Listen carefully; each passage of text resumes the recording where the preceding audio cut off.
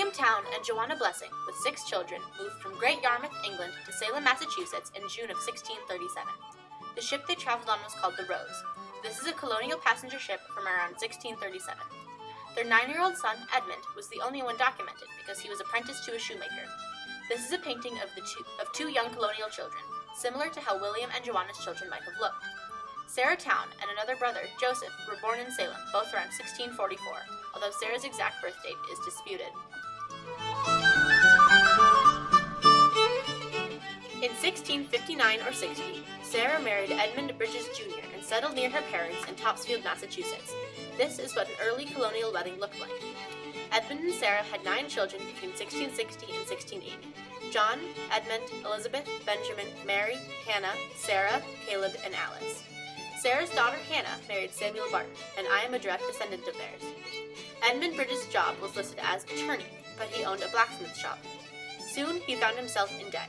He sold the house, barn, and 8 acres of land. Shown is an early colonial bill of sale. He moved back to Salem from Topsfield and established a small waterfront tavern, which Sarah helped run.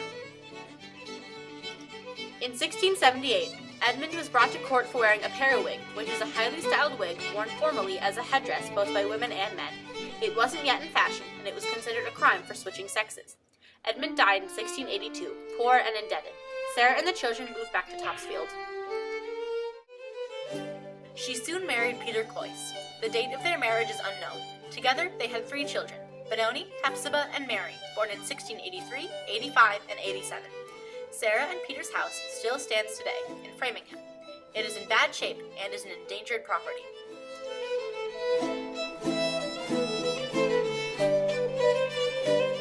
In November of 1691, a serious case of witch hysteria broke out in Salem. A slave from the Caribbean, named Tituba, liked to tell young girls stories of her childhood. For an unknown reason, her audience began to experience fits and convulsions, and they accused various women of haunting them in visions. One of the women the girls accused was Rebecca Towne Nurse, Sarah's 70-year-old well-respected sister. This is a conceptualized drawing of Rebecca Nurse from A Tale of Old Salem by Henry Peterson. On March 25, 1692, Rebecca was questioned, then jailed to await trial. This is an illustration of Rebecca's trial by Freeland A. Carter. On April 3rd, Reverend Samuel Parris gave a sermon that denounced church members who were with the devil. His sermon heavily implied Rebecca's guilt. Infuriated, Sarah Towne Cloyce stormed out of the meeting house and slammed the door behind her. Sarah was accused and arrested Monday, April 11th.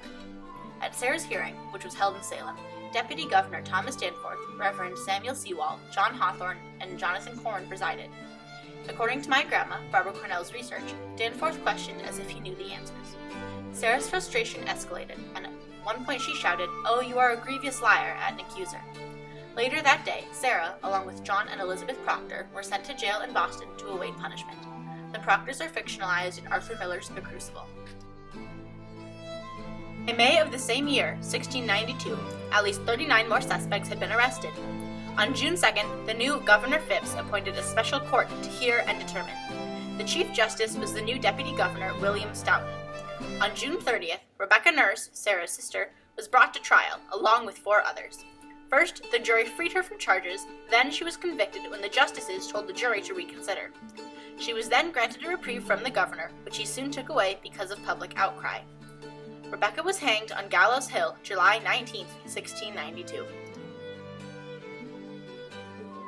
Mary Towne Easty was Sarah and Rebecca's other sister. She was 57 and a mother of 7 when she was accused April 22, 1692. She was sentenced to death September 9 and accepted her fate. She addressed an eloquent petition to the governor and asked that no more innocent blood be shed.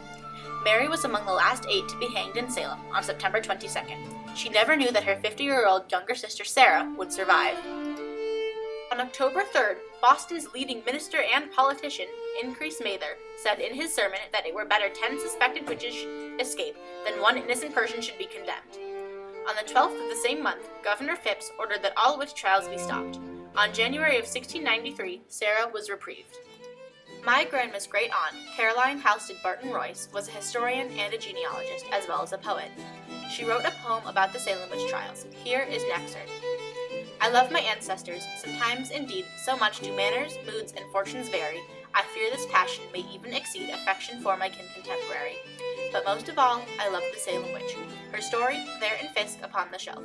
grandmother of my grandsire's great-grandsire, and seventh in removed from my small self. Heredity. I wonder if that doubt of spectral evidence, which I recall as somewhat common with my kith and kin, is rather born than taught among us all. After the drama and terror of the witch trials, Sarah, Peter, and their children relocated to Framingham, Massachusetts. Sarah died there, either in 1703 or 1713. Peter died July 18, 1708. They are both buried there. Sarah's legacy lives on in the many interpretations and tellings of the story of the Salem witches.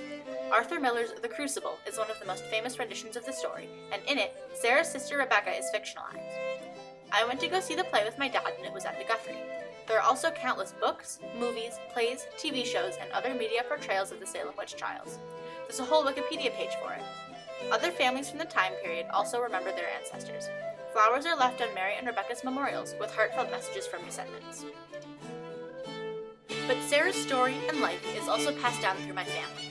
I am the 13th generation from Sarah Towne Bridges Cloyce, and because of this, she is more like history than family to me. Even so, I am so glad that my family before me placed value on learning and telling the stories of our ancestors, and I'm glad that I get to tell Sarah's story.